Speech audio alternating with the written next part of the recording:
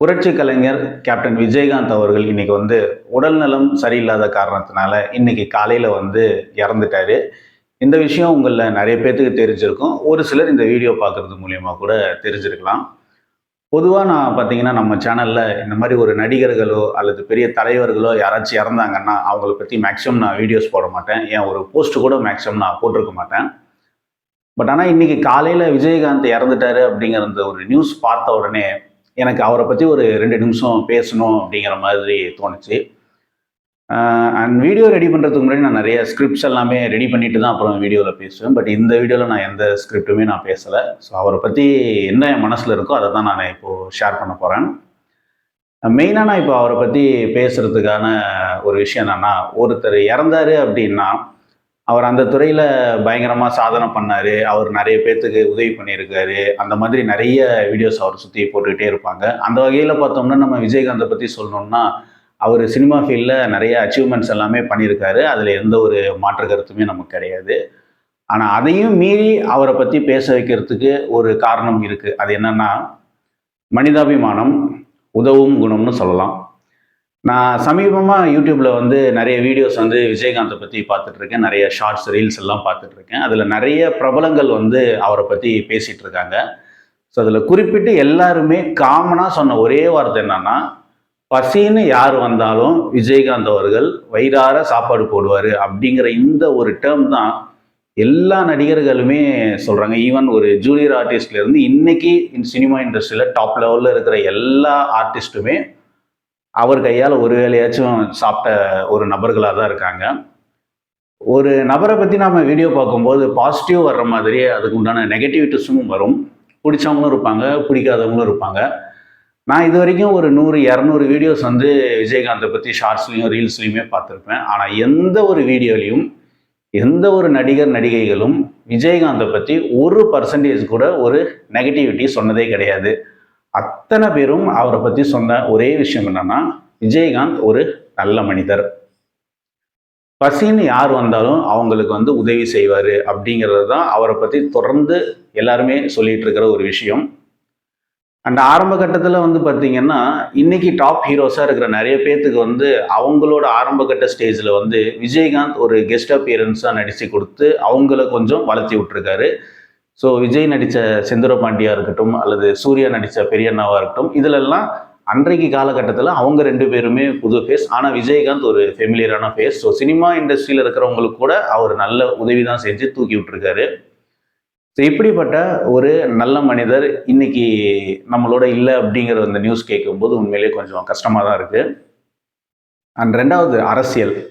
நிறைய பேர் சொல்கிறாங்க அவர் வீழ்ச்சி அடைஞ்சது காரணம் அவர் அரசியலில் நுழைஞ்சது தான் அப்படிங்கிறது. ஆனால் என்னை பொறுத்த வரைக்கும் என்னென்னா, இன்றைக்கி நிறைய பேர் அரசியலில் அவங்க பேசுகிற பேச்சு எப்படி இருக்குன்னா, நான் சிஎம் ஆகிட்டேன்னா இதை பண்ணுவேன், என்னை ஜெயிக்க வைங்க, அப்போ தான் நான் உங்களுக்கு நல்லது பண்ணுவேன் அப்படிங்கிற மாதிரி, அவங்க ஜெயிச்சாதான் நல்லது பண்ணுவேன் அப்படிங்கிற மாதிரி சொல்கிற இந்த காலகட்டத்தில் அரசியல் வர்றதுக்கு முன்னாடியே சினிமாவில் அவர் சம்பாதிச்சுட்டு இருக்கிற காலகட்டத்திலேயே அவரை தேடி உதவின்னு யார் கேட்டாலும் அவங்களுக்கு நிச்சயமாக செஞ்சுருக்காரு.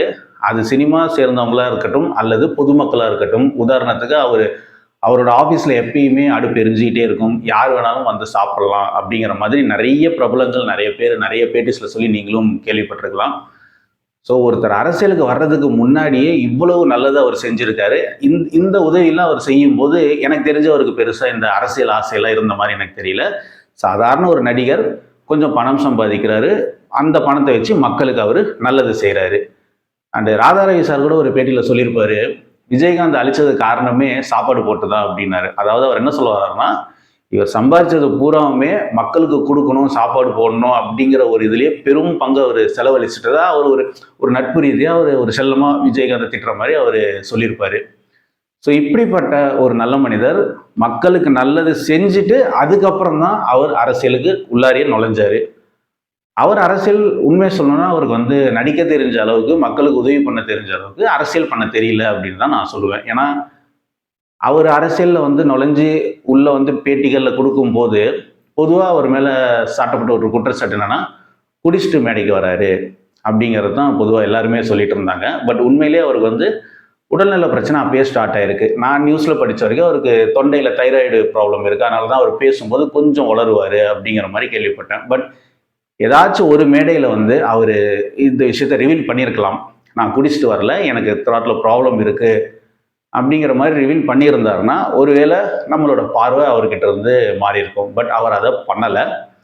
அவரோட மெயின் நோக்கம் என்னவா இருந்திருக்கும் அப்படின்னா, அரசியலுக்கு வரோம், நாம் ஒரு பதவிக்கு வந்தாலும் சரி வரலனாலும் சரி மக்களுக்கு நல்லது பண்ணணும், நாம் இப்போ பண்ணுற ஹெல்ப்பை கண்டினியூஸாக பண்ணணும் அப்படிங்கிறது தான் அவரோட நோக்கமாக இருந்திருக்கும். ஸோ அதை பேஸ் பண்ணி தான் அவர் வந்திருக்காரு. பட் கால சூழ்நிலை அது யார் செய்த சதியா அல்லது விதியான்னு தெரியல, அவரோட உடல்நலம் வந்து அவருக்கு ஒத்துழைக்கலை. அரசியலில் இருந்து அவர் ரொம்ப சிரமப்பட்டதை நம்ம எல்லாருமே பார்த்துருப்போம். அண்ட் கடைசி ரொம்ப நாளாக வந்து உடல்நலம் ரொம்ப ரொம்ப மோசமான ஒரு நிலையில தான் அவர் இருந்தார். அந்த மேடையில் மக்களை பார்க்குற ஈவெண்ட்டாக இருக்கட்டும், எதுலேயுமே வந்து அவர் ஒரு கான்ஸ்டண்ட்டாக இல்லை, ரொம்ப நொந்து போய் தான் இருந்தார். இவ்வளோ உதவி பண்ண, இவ்வளோ பேர்த்துக்கு சாப்பாடு கொடுத்து, சினிமா இண்டஸ்ட்ரியில் இவ்வளோ பேர்த்துக்கு வளர்த்து விட்ட ஒரு ஆளோட கடைசி கட்டம் வந்து ஒரு நோயில் வந்து அவர் கஷ்டப்படுறாரு, பட்டிருக்காரு அப்படிங்கிறதெல்லாம் கேட்கும்போது உண்மையிலே எனக்கு ரொம்ப கஷ்டமாக இருக்குது. அண்ட் இன்னைக்கு அவர் இறந்துட்டாரு அப்படிங்கிற அந்த நியூஸ் கேட்டதும் எனக்கு மைண்டே அப்படியே ஒரு அப்செட் ஆகிடுச்சு. வேறு எதுவுமே மைண்டில் ஓடல. நான் டக்குன்னு வந்து சரி இந்த வீடியோ தான் நம்ம ஏதாவது 2 வார்த்தை பேசலாம் அப்படிங்கிற மாதிரி தான் பேசுகிறேன். என்ன பேசுகிறதுங்கிற ஸ்கிரிப்ட் எல்லாமே நான் ரெடி பண்ணல, என் மனசில் இருக்கிறத அப்படியே பேசுகிறேன். அண்டு ஒரு இன்னைக்கு என்னதான் இருந்தாலும் இன்றைக்கி ஒரு நல்ல மனிதர் இன்றைக்கி நம்மளோட இல்லை அப்படிங்கிறது தான் ஒரு நிஜம். இவரை மாதிரி ஒரு தைரியசாலியோ அல்லது மக்களுக்கு உதவணும் அப்படிங்கிற ஒரு குணம் கொண்டவங்களோ அல்லது சக நடிகர்களும் வளரணும் அப்படிங்கிறதுக்காக தன்னோட இமேஜை பார்க்காம நடிக்கிற இன்னொரு நடிகர் அல்லது இல்லை ஒரு நல்ல மனிதர், ஒரு நல்ல அரசியல்வாதி இதுக்கப்புறம் வருவாங்களா அப்படிங்கிறது வந்து ஒரு கேள்விக்குறி தான். விஜயகாந்த் இன்னைக்கு நம்மளோட இல்லை அப்படிங்கிறது மறுக்க முடியாத ஒரு உண்மை. அவரை பற்றி உங்கள் மனசில் இருக்கிறது அல்லது உங்களோட கருத்துக்கள் ஏதாச்சும் இருந்தால் கமெண்ட்டில் பகிருங்கள். அவர் ஆன்மா சாந்தி அடைய நான் இறைவனை வேண்டுகிறேன்.